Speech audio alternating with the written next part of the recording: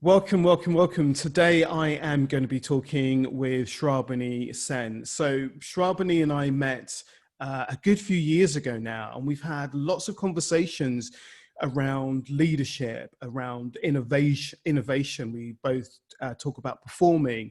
Srabani is an actress and a playwright. We have lots of conversations around leadership as my leadership journey has grown and developed. Srabani has shared some of her wisdom with me along the way. Srabani's chaired 4 companies. She's about to go into her 4th. I'm just going to read my notes here. So about to go into your 4th chairmanship with ActionAid, an international development agency, as well as being on the chair of 3 boards. So there's lots that you do, there's lots that you're involved in. And we've been talking about diversity and leadership over the years. And recently I found out that you've got your own company that's sort of addressing and looking at this work, which is called Full Colour. And today I'd like to sort of really delve into what is that work that you're doing, what informs it, what led you to that place. And I realize there's a whole stack of questions that I'm throwing into this space. So why don't I just give you a moment to introduce yourself? Thanks so much, Robert. That's fantastic. So my name is Srabani Sen. And as you say, I've got loads of different hats which I wear in life. So I've had probably about a 30 plus year executive career. My actual professional background is campaigning. But through that, rose up through the ranks, became the chief executive of 3 not-for-profit organisations. And alongside that, have done a whole load of board roles over a period of about 25, 26 years. And as you've said, I have chaired 3 organisations. I'm about to chair my 4th. But I'm very much somebody who has maybe a low boredom threshold. I don't know whether that's what it is.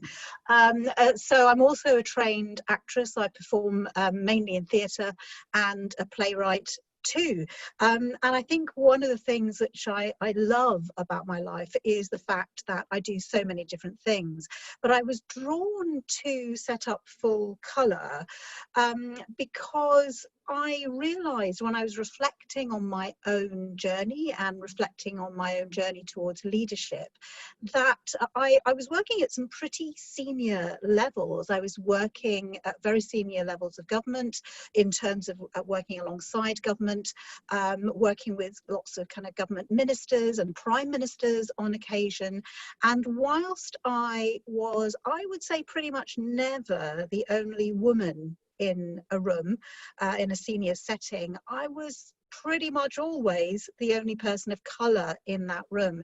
And it just got me reflecting about that journey and why I was not seeing people who look like me in those very senior settings. And that kind of inspired me to set up Full Colour.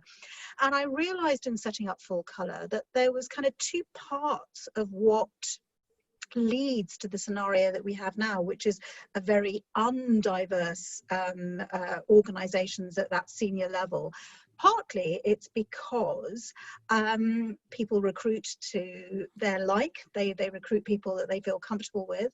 Partly it's because actually leaders never get taught how to lead inclusively and how to create the conditions which allow people who are different from them to thrive, because they've only had their own journey.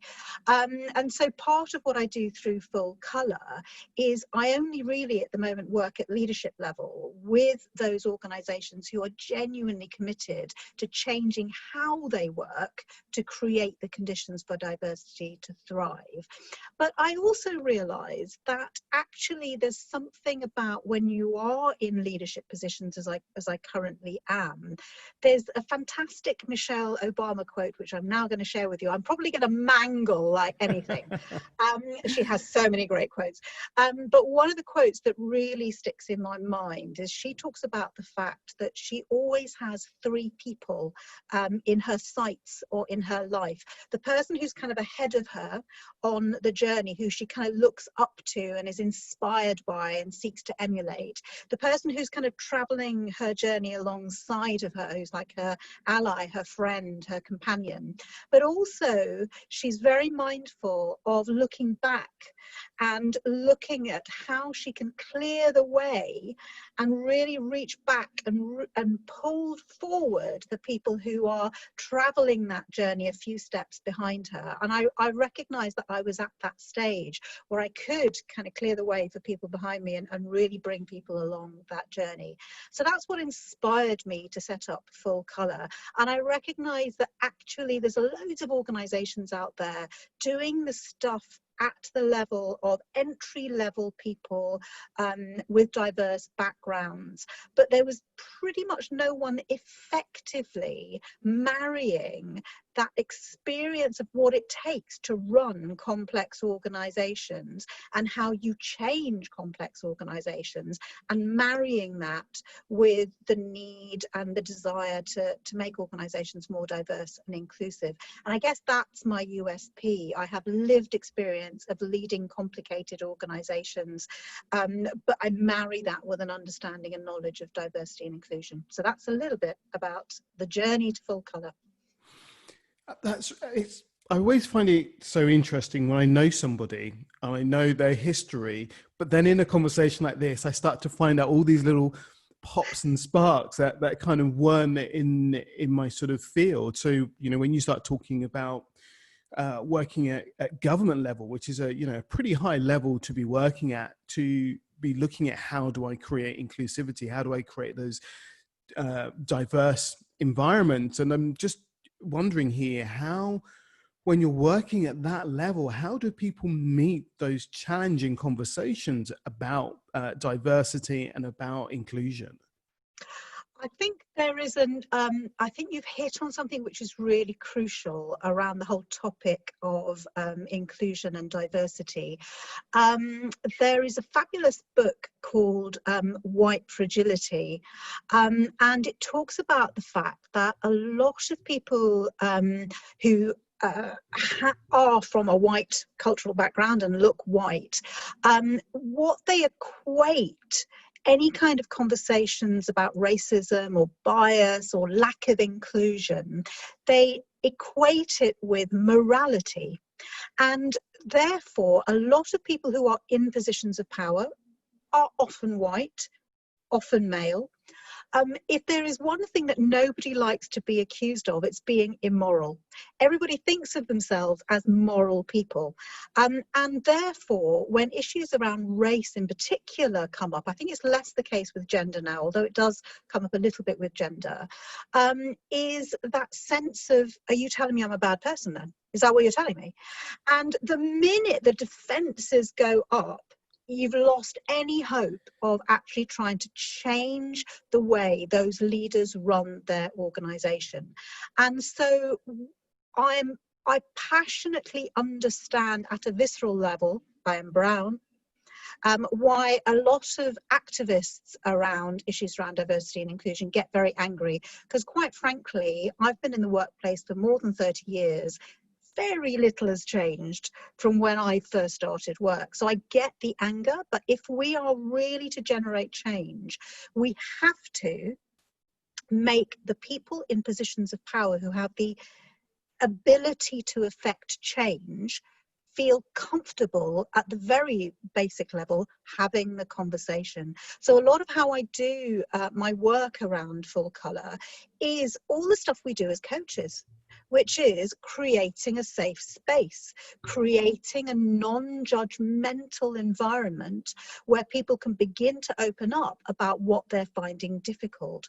And I think without that, you haven't got a hope of actually affecting change. And I'm very conscious that I'm talking about diversity and inclusion, and in a space where I am, again, probably the only person of colour in that space. So that's going to be causing all sorts of loops of weirdness. And so I have to work almost extra hard to create that that condition of safety. And a lot of that I learned from learning how to be a coach. I mean, I qualified with Animas, thank you, by the way.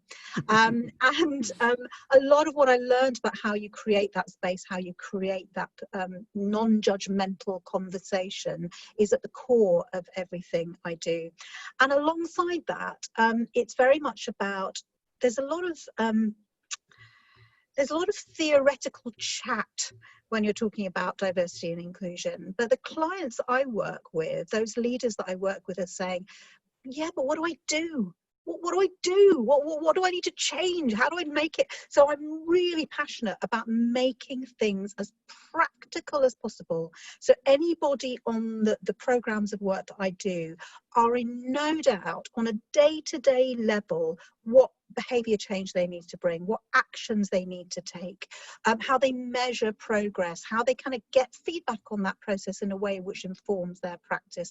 Because unless you make it practical, and unless you recognize, and I recognize this as a leader, the job of a leader is enormously complex, enormously complex. So if you walk in and say, right, I'm now going to add 10 things to do to your to-do list, you're not going to get anywhere really. So for what I do is, and this is partly where coaching comes in, is saying, okay, what do you currently do? How do you currently do your job? And how do you do what you currently do differently?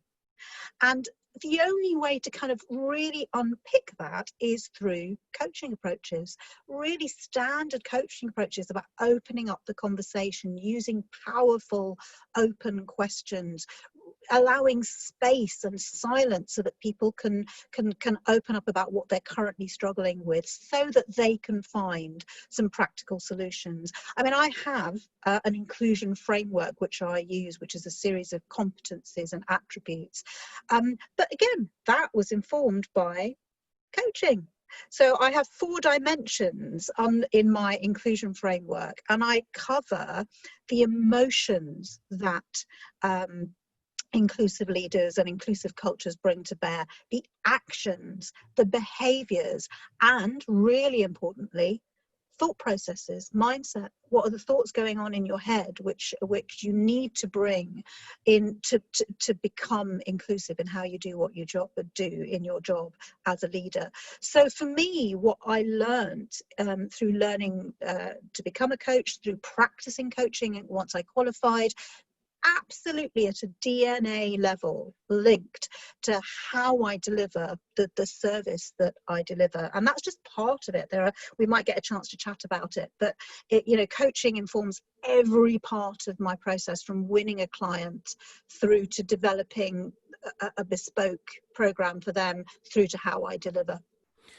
So I was going to ask the question, where does coaching fit into all of what you do? But you're way ahead, having sort of brought those 2 parts together. And as you were talking there about this idea of, we've got to enable people to feel comfortable to have those conversations. I guess there is also what coaching allows is for people to sit in their uncomfortability whilst having those conversations, but when you're working with a coach, you know that being uncomfortable is okay and it's going to be met with non-judgmentalness. So you don't need to worry about how you're feeling, or, describing something clumsily to a coach is okay. They're not going to judge you on that. And it reminds me of what Brené Brown talks about in her book, Dare to Lead, where she says, you got to be able to rumble. You've got to be able to have those conversations that are difficult and hard, but knowing that you've got psychological safety, so that you can have the conversations, you can get involved in that. And it also reminds me of the work that Sonia Gill does around difficult conversations in her leadership work in schools, but how do schools embark on those difficult conversations, and the necessity to have difficult, challenging, complex conversations in a way that allows both or all parties to be in dialogue, to then create that change that we're talking about with Full Circle, that, creating a more diverse or inclusive space. Yeah, it's full colour, by the way, but that's okay. And I keep saying that, don't I? I said that about 3 times, I think. Full colour. No, it's absolutely fine.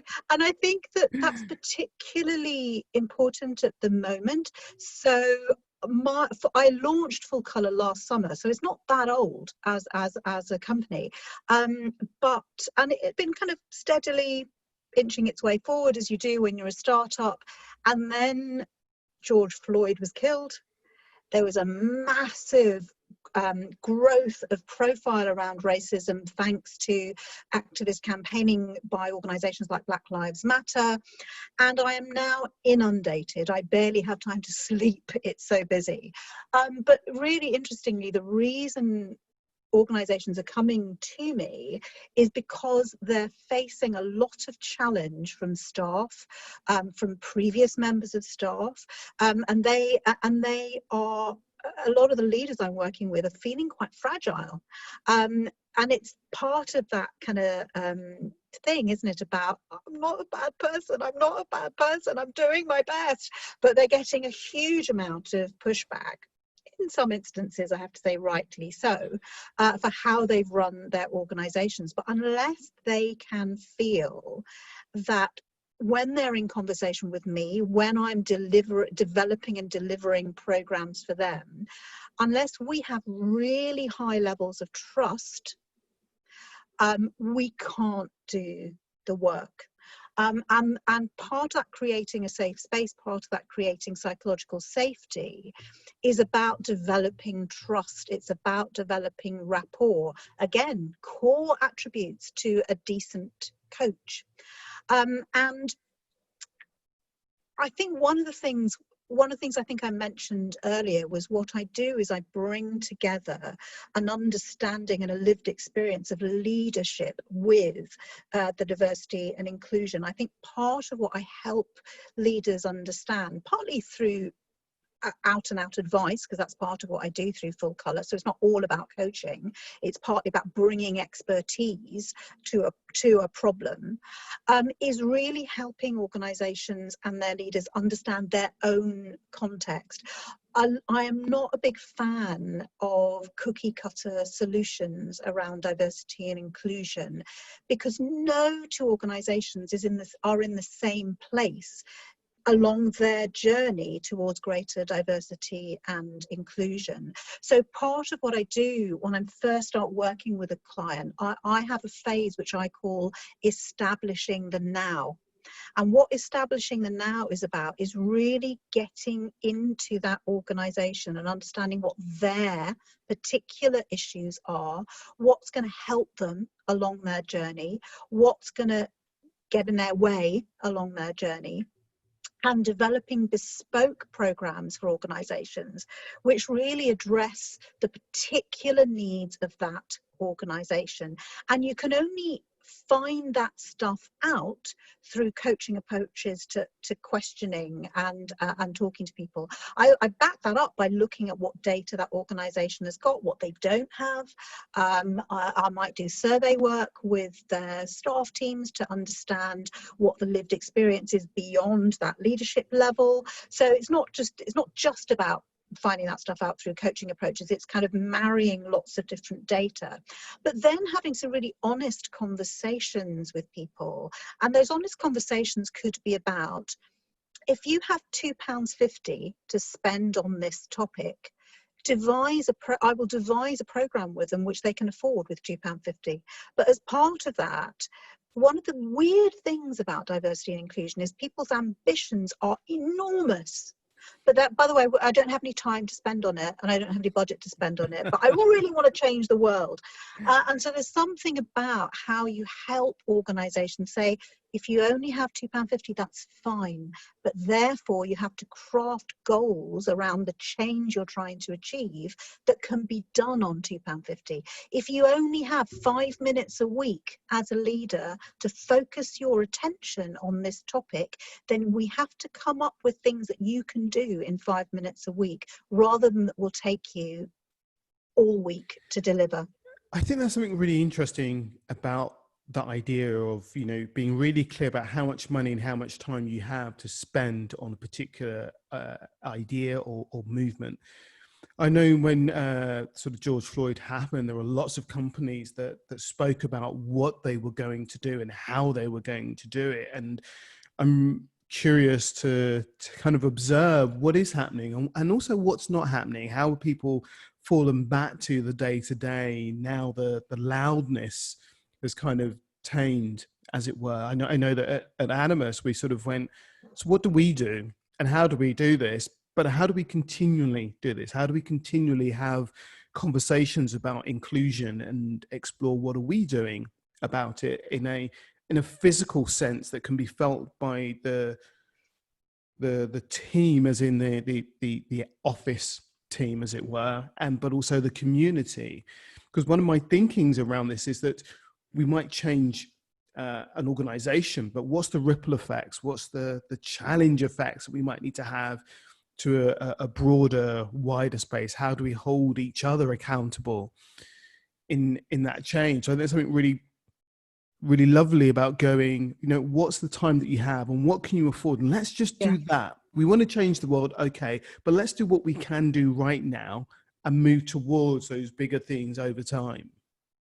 Yeah, I think that's absolutely right. And to go back to one of the questions you asked about what are organizations doing out there, I see several things. The things that I would maybe draw to your attention is I see a lot of busyness. I see a lot of, let's just do lots of stuff. Let's just do lots of stuff. But usually the wrong stuff. So the classic example, which I see a lot of, is the George Floyd's death, killing happened, Black Lives Matter happened. A whole load of organisations said, oh, let's just do lots of unconscious bias training. We need to raise awareness of our unconscious bias.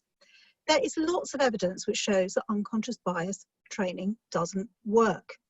It would be the equivalent of you going to a doctor and the doctor saying to you, Robert, you're severely malnourished, you're really underweight, we've got to address your nutrition, you've got to put on some weight, Robert, because this is not healthy. And then you think, oh yeah, I've got to go and put on some weight. I know, I'll join Slimming World. And so, so what people are doing is they're grasping at solutions which bear no relation to the problem that their organisation is facing, but they're doing stuff in order to look busy. Well, the second thing I'm noticing is just how many appallingly written tender documents there are, which organisations think, right, got to do something. Right, we'll write a tender and try and commission people to come in and do some work with us. But because it would be the equivalent of saying, we've got a financial problem in our organisation. We are going to put a call out in our organisation for anybody who might be interested in dealing with the financial problem. No expertise, barely know how to read a spreadsheet, but you're interested, so that's okay because you're keen. Yeah, you can come in and help us fix our financial problem. You just wouldn't do it. And what tends to happen is organisations ask someone who don't have a clue about diversity and inclusion to go off and commission work that they do not understand. So they have to bring in people to help them shape their tenders, which they're not doing. I can see you've got a question. Well, I was just going to sort of jump onto that point of people being busy, and I think that a lot of, and I get why this happens, because when we go back to what you were saying about morality, I remember talking with Simon Kavickia about shame, and about if we just elicit shame, we don't create any change. So it's not about shaming; it's about going, let's have a conversation, let's get into dialogue about this and explore what is it we want to create, change, or do. And I think that people are so conscious that they should be in dialogue that they just throw everything at it or anything at it and just commission whatever or write mission statements that don't really have any meaning, but are more a reaction to than a response to. And so that's where I think a lot of this busyness comes from, is people are going, I should be doing something, right? And we should be creating change. So let's get busy and do some stuff so that we don't look immoral. We don't look like we're the baddies.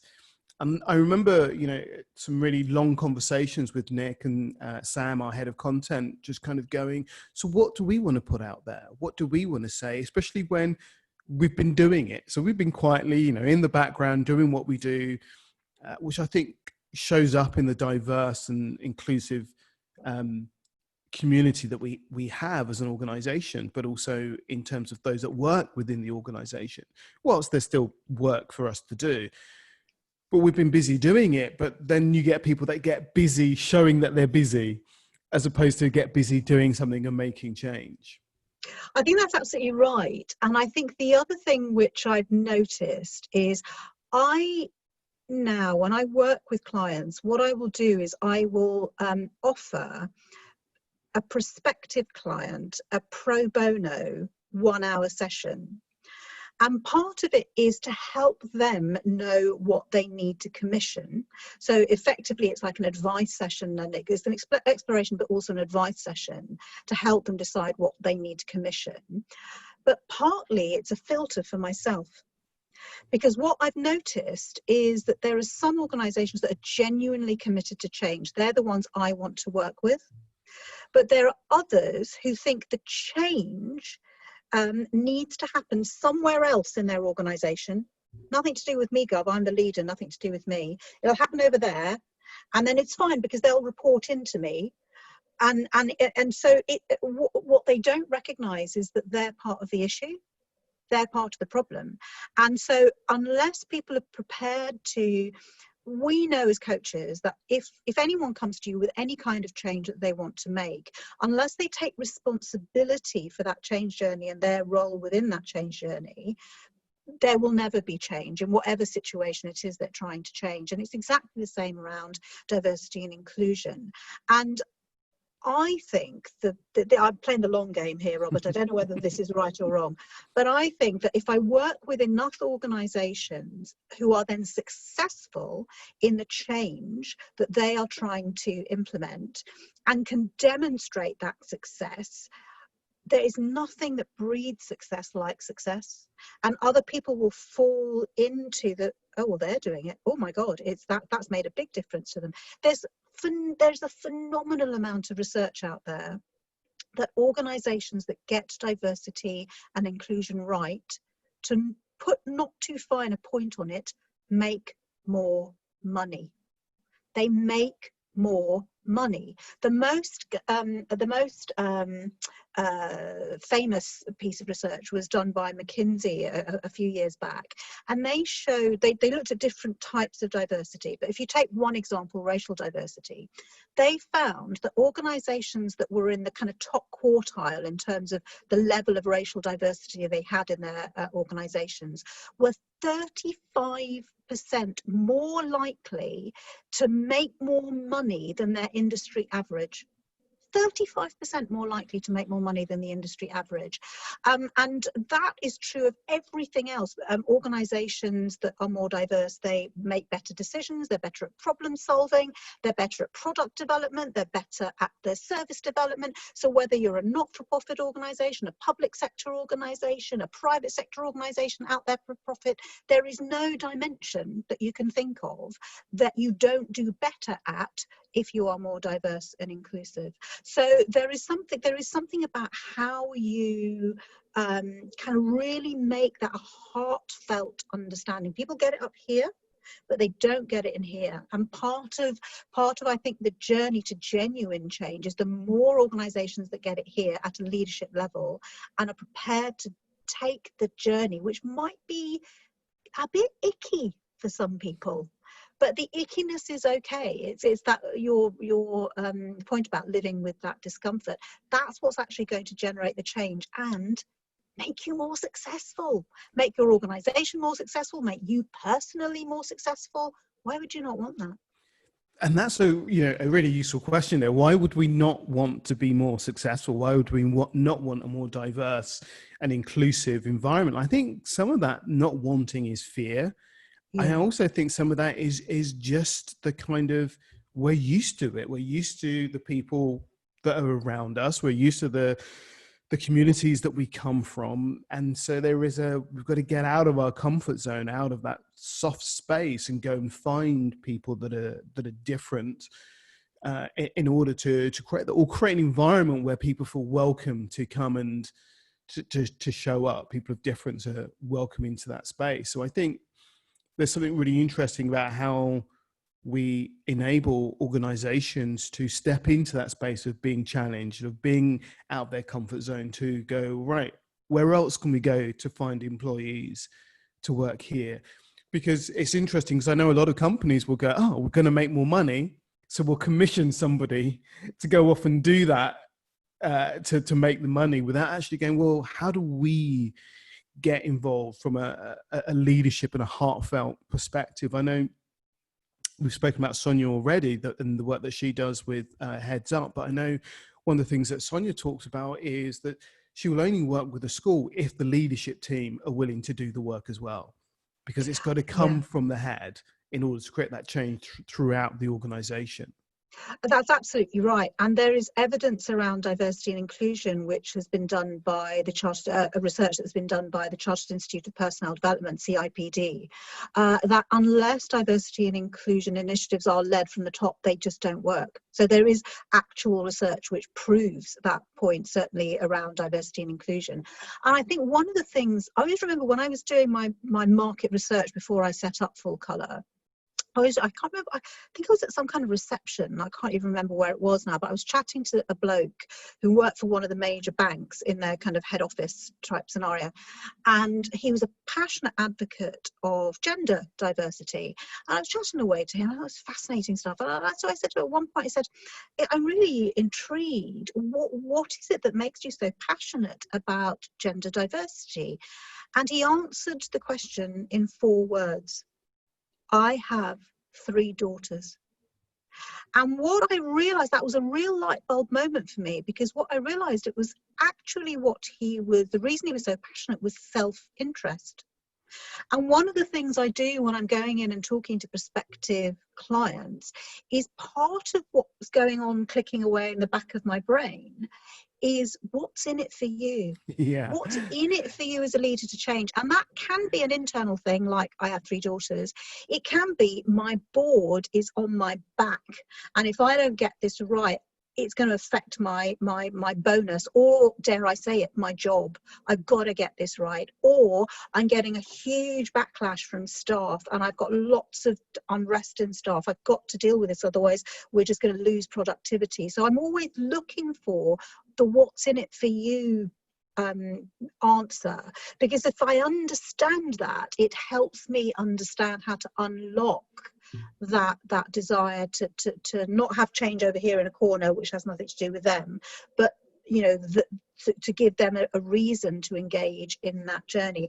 And for some people, it is genuinely as simple as, I'm just horrified that I'm a leader of an organization that's not equal. I've got to get this right. I have to. It's that morality point.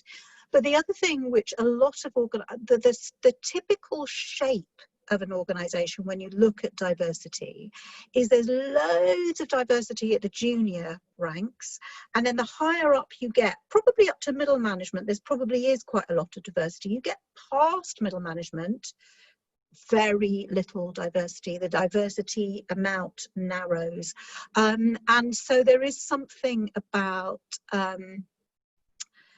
the evidence isn't enough, because that evidence has been there for decades. You just look at any company and you look at their company history for decades, it's always been like that. And so I think where sometimes the diversity and inclusion lobby are only, what they're focusing on is, look at this picture is a dreadful picture, do something about it. That's literally a tiny bit of it.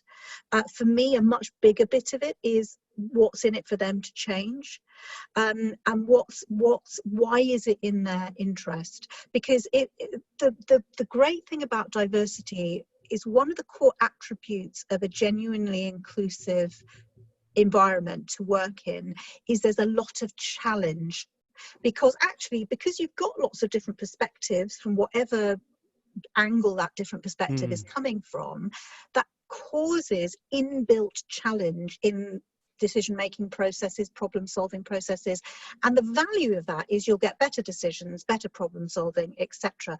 But it's a difficult thing to manage if you are in a leadership space. So unless there is a reason to overcome that personal discomfort with being challenged as a leader, because the higher up you get, the less challenge you get.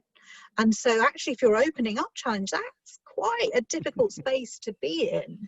And so there has to be the gain has to be greater than the cost of that. If you think about when people take on weight loss journeys, right, it's never fun to have to give up the cake, eat lots of celery, go running every day. But what often is a trigger for people doing that is they have a health scare, or they've got some big social event that they want to look glam at, or, you know, whatever it is. There's like the reason, the why, the answer to the why question is much bigger than the pain that's going to be required to take that journey. So yeah, I think that there is something in that, and there's something I always I think I was saying to you in a previous conversation, there's every aspect of your life, or my life, informs every other aspect of what I do. And there's lots that I see in the other worlds in which I inhabit, whether that's the board level roles, whether it's the roles of being an actress and kind of, you know, having to build relationships very, very quickly. And a lot, there's nothing wasted in life. And I think one of the things that I've really had the opportunity to do in full colour, but I think everybody has the opportunity to do if they allow themselves the opportunity to do, is think across the range of experience that they have in their life and bring all of that to bear to whatever it is they're trying to achieve in life. Whether in my case it's making a success of full colour, because I'm still very much in startup mode, although doing, thank touch wood, lots of wood touching, quite well so far. But there's something about how do you bring everything to bear, because also it makes life more fun anyway. But and this was something that you said something earlier about, you know, you're using coaching approaches, but you're also giving advice, and you're also doing this, and you're also doing that. And I know a lot of new coaches get caught up in this. If I have a business, then it's got to be coaching, and I can only do coaching, or yeah. I'm not a coach. And kind of losing this sense of, but we can pull all of these different skills together in order to create that bespoke outcome for that client. And there was something else you were saying there about, you know, these big companies, they have to find their why, their driver. And I'm like, yeah, the big companies do, as well as the sort of the one-to-one coaching.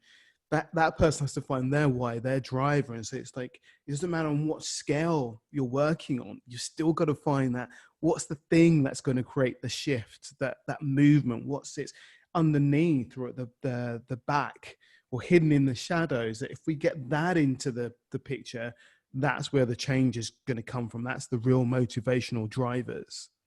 Yeah, I would completely agree with that. And when I first qualified and started attracting coaching clients, I think in my coaching, when I'm in pure coaching mode, as in like sat there with my coaching clients, I would say that 90% of the work I do is very classical, pure coaching. But I'm very conscious that of my coaching clients, I specialize in coaching leaders, and I specialize in coaching at CEO and senior leadership team level posts, people. And I'm very conscious that the reason they come to me is not because I'm a coach. Clearly they come to me because I'm a coach, but they come to me or they hear of me because of my leadership experience. And I think if I were just to pretend that that wasn't there, I would not be serving those clients. And I think the way I tend to think about everything I do, whether it's the full colour stuff, whether it's my coaching clients, which are not always linked to full colour, they might be just separate coaching clients, whether actually it's the work I do as a playwright, the work I do as an actor, my one question which unifies all of that is, how can I best serve? How do I best serve the writer of this play as an actress? How do I best serve the actors that are going to come in and try and make sense of this play that I'm writing? How do I best serve those companies that are going to want to embrace my approach to diversity and inclusion? How do I best serve my coaching clients that are in front of me as I'm chatting to them? And if you have that as your primary question driving everything you do, or it does for me, it then allows me to make choices in that coaching moment about what I bring into that space as a coach. And what I often do is, if I'm thinking, oh, is this a mentoring moment rather than a coaching moment? Is it, oh, is there that model that I learned when I was on that Animas weekend? You know, do I bring that? What I usually do, almost always actually, is give the client the choice. And I say to them, look, I've got a bit of a battle going on in my head at the moment in terms of how this session, what I might ask you next. These are the things going through my head. Which would you find the most useful? Including, look, I've got some stuff from my experience as a leader going through in my head. Is that useful to you, or would you rather just continue along the coaching route? And then I just do what the client asks me, because it's their session. And if whatever it is that they've asked me is what they think is going to serve them the best, who am I in my arrogance to tell them that's wrong?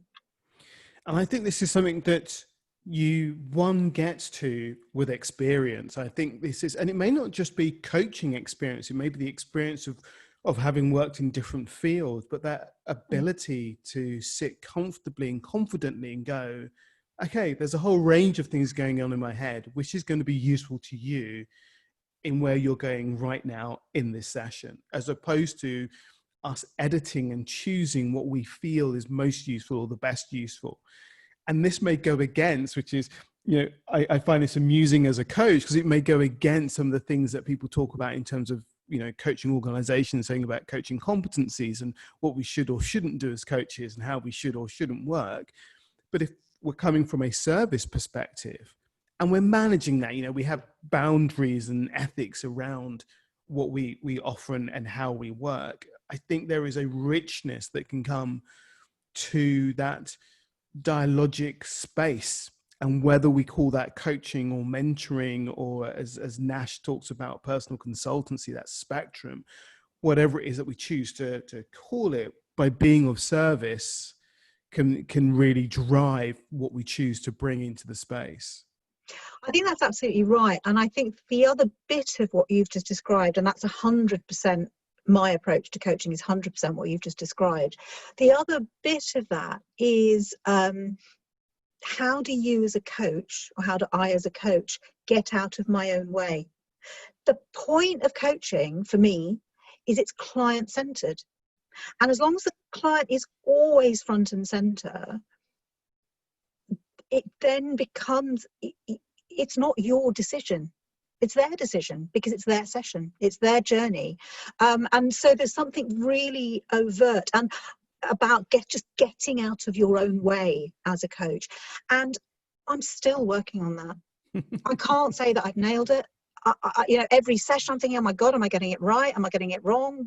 And actually some of that is also about self-reflection. There is something about sometimes stepping back, not in a session, because that's for the client, and thinking, what did I do well there? What would I have done differently? Was I really serving the client there? Was I more just in my own head?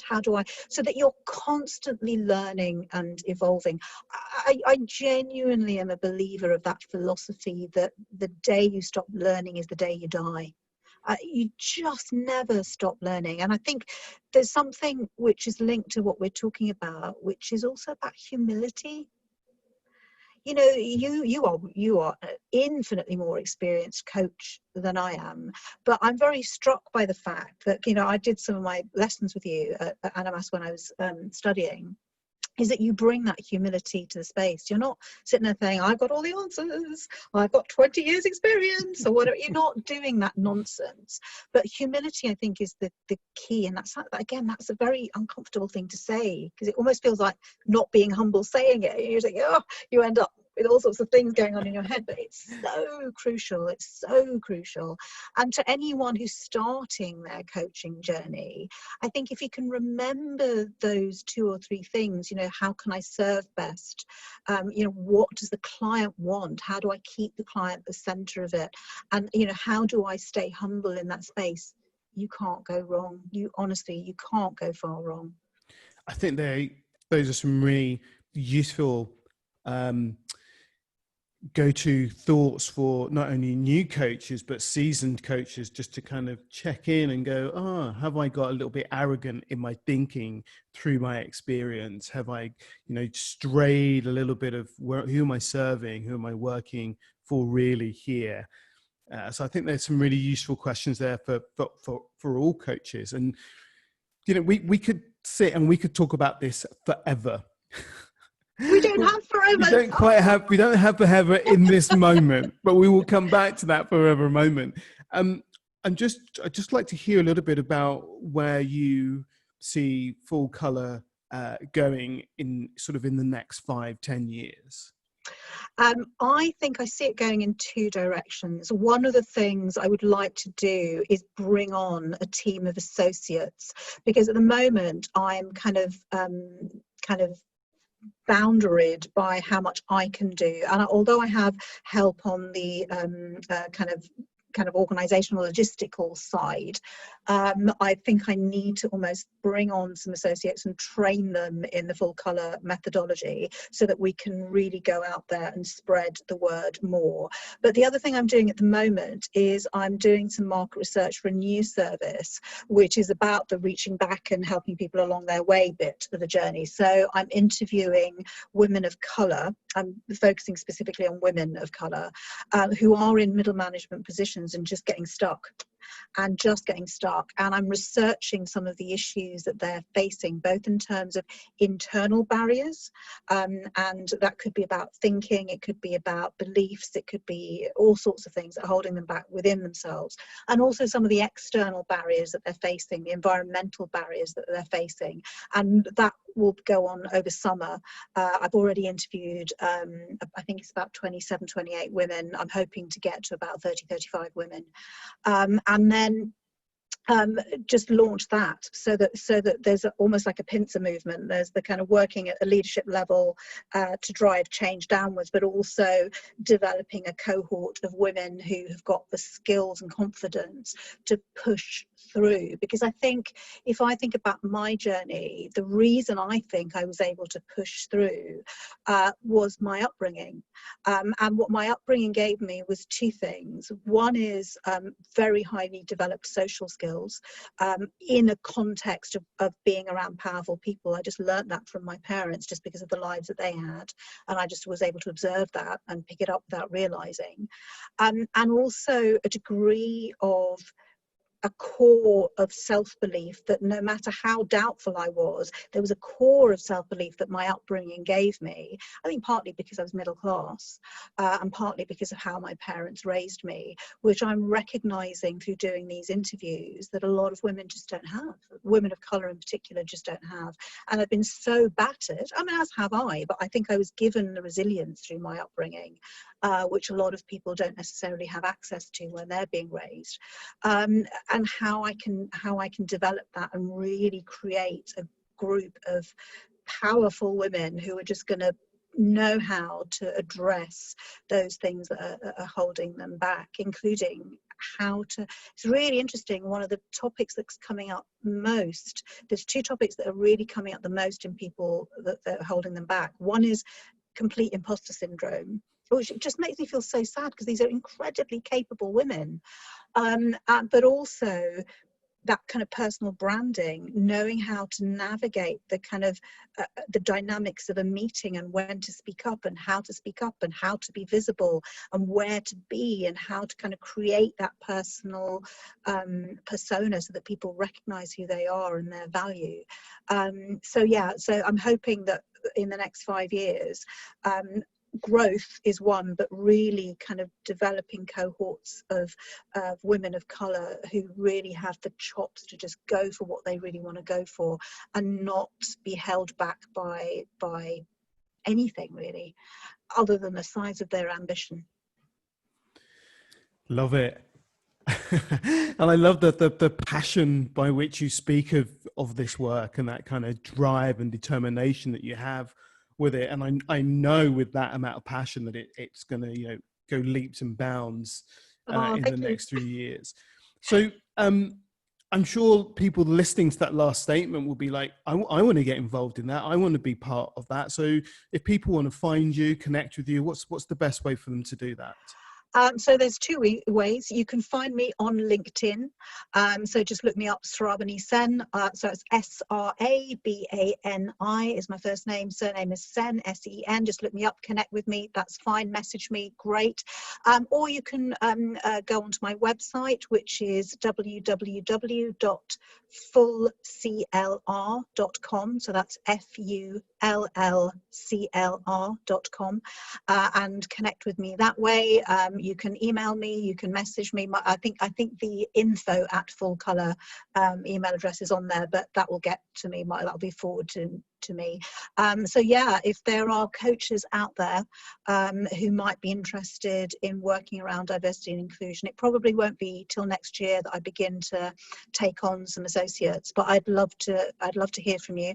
And also, if you are a woman of colour and you're working in corporates, because I know a lot of people who come on the Animas courses are actually in companies and wanting to learn coaching to use in a company context, reach out to me. I'd love to interview you. What I'm doing through my market research is saying to women of colour in middle management, give me 30 minutes of your time so that I can interview you, and I will give you a free 30-minute coaching session in exchange, so that, you know, they get something out of it as well as I get something out of it. So just message me. Yeah, and follow me on Twitter at fullclr.com. I'm not good on Twitter, I've got to be honest. But yeah, so yeah, there's loads of ways to reach out, and I'd love to hear from people, and I'd love to hear what people's experiences are as well. So Brilliant. It's been absolutely wonderful speaking with you. I've really enjoyed the kind of depth and breadth of our conversation, and, you know, just exploring where coaching shows up. So thank you so much for being on the show today. And I look forward to catching up with you again soon. Thank you, Srabani. I've had great fun, and thank you for inviting me. I've had a great afternoon. Thank you. Thank you. You take care. You too.